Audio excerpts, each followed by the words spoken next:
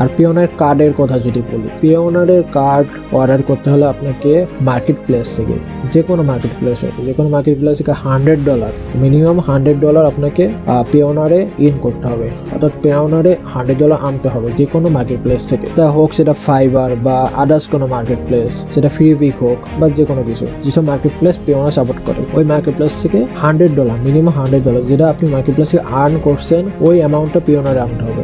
এমন না যে লাইক অন্য একটা অ্যাকাউন্ট থেকে পেওনারে $100 আপনি লোড করলেন তাহলে হবে না, ঠিক আছে?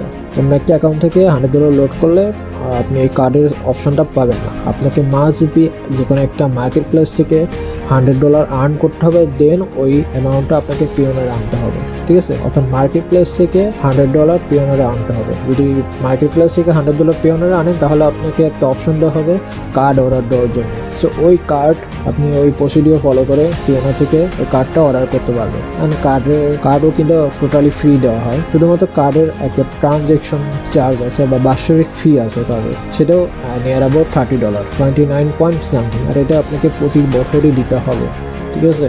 আপনি লেনদেন করেন বা না করেন